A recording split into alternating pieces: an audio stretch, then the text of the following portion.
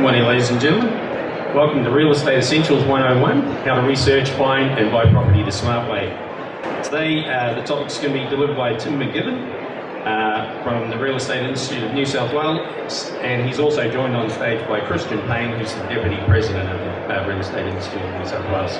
Preparing to buy, Christian, the role of the agent. Well, look, an agent has been engaged by a seller to get them the highest price. Now, as buyers might feel a little bit lonely out there because it's the seller and the agent against you, the agent has a duty to be fair to you. Now, by all means, engage the agent on and let them know where you are in the process. Beware of strategies that are playing it down, playing your interest down and being really cool. Saw a guy do that well on the auction, Michael Payne's property the other day. Came in at the end and that was great, at an auction. But properties can sell before auction, and if you're not on that list of, I want to be kept informed just in case the property is going to sell beforehand, well, there's no point jumping up and down later when the property is sold. So just take that in mind that the agent's not the enemy.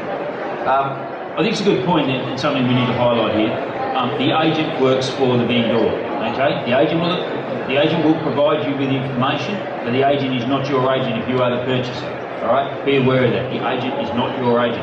If you feel you need assistance in this process, and a lot of people do for a variety of reasons, buying property is expensive. It is complex. Okay, if you need assistance, then there are buyers agents who can help you.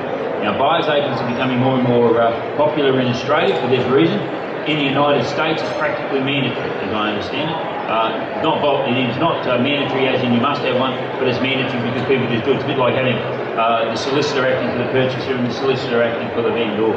Okay, so in Australia, I think we're starting to get in a path where people are starting to employ the services of a buyer's agent. You'll pay a commission for that service, but look, for those people that are time poor and are in that situation where they can, that can be quite a good option. But for the rest of you, you're interested, you're obviously interested, you're here, these are the tips that we can help you out with. Now, one thing that needs some attention is every property that's on the market for sale, the agent has to hold a contract by law. So that's the actual contract that you sign. All right, and we'll get into how to buy the property once you've found it in a minute. But that's that once you've found your shortlist or the one that you're really interested in, get a look at that contract. It's like if I hit Tim with it, you'd probably fall off the back of the stage. There's plenty of trees have died in the name of contracts, but you need to have a look at that prior to buying. Agents will normally email you a copy of the contract. Absolutely. Yeah. So you can get a look at the contract, have a look through it. You will obviously need a solicitor, I suppose, during that process, but you can certainly get it initially and have a look at the first few pages of the contract and get some understanding of the items in it. Again, the more of these things you read, the more understanding you'll have. Okay, ugly is your money. Preparing to buy. We obviously have to get our finance in order. Christian, this is what I talked a little earlier about needs and wants. And then we're talking about what I really want is to live next to a beach. What I really need is to live near my work. So that's needs and wants. Creating a checklist. Checklist is the things, I suppose, things that you need.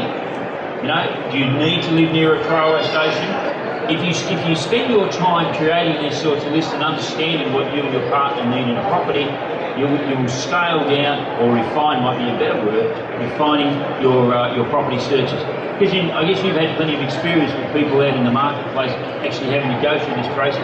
Putting families in their homes must be I imagine that's a great privilege to be able to do that, but also understand what people want. Well, it's interesting you talk about wants and needs, because we meet in Cronulla, we meet a lot of people that need to live near the beach. And I can understand that. But where we said before, it's a compromise. You might not need to live right on the beach, but you need to live close to the beach. It's important for your lifestyle. So look, the checklist is exactly that. It's a list of what you want and need. So where I said before, just be prepared to compromise on one or the other. If you want to live closer to the beach, you might be prepared to live on a busier road. Simple as that. The other thing there on the bottom of the list, to make sure that you've got the best crack at the properties coming on the market, register by all means on the portals, but a lot of the agents will actually carry their own databases, and you can be first on the list. So if something comes on fresh, they'll get you an SMS or an email on the property. Sometimes you'll even get a crack at it beforehand. So don't be worried about giving your email address over to some agents, and make sure you're at the top of the list. Okay, area, affordability, size, type. These are all things that I think that should be in your file. All right, these are the items that you should be putting headings in your file, going through them, and making notes against each individual property you look at. You're gaining an understanding of the market. Again, sorry folks, it's more homework, but you're doing it. You're coming to an understanding of what it is that you need and want. Can I just go to an earlier point that we made about breaking your, if you're looking at how to work out how much something's going to be or value, fixed attributes about the land. Let's go to the improvements in a minute, but fixed attributes about the land. Where's it located? Is it a quiet spot? Is it close to the beach, or is it close to the shops? Close to good schools? Is it flat because a flat block's worth more than a steep block? Does it have views? What aspect of the backyard? All of those things can make a difference when you're looking at apples and apples, because it's rarely the same unless it's right next door. So once you've had a look at all of those attributes, of the fixed attributes of the land, and by the way, land goes up in value, right? Super important. Position, position, position. The 3 P's in real estate. And improvements, once they're built, they go down in value. Right? Okay, ongoing costs is something I'll just quickly go to. You see this obviously quite regularly, I should say, in strata properties. Always ask that sort of question because you can have very, very high strata levels. Seen instances where people move into a strata property and they go, this is wonderful, there's a swimming pool, there's tennis court, what I like.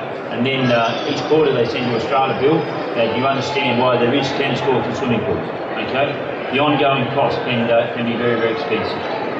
Folks, we have unfortunately run out of time. We do have a few more slides which will be available on our website and also on Facebook and all of those other clever places where people put things these days.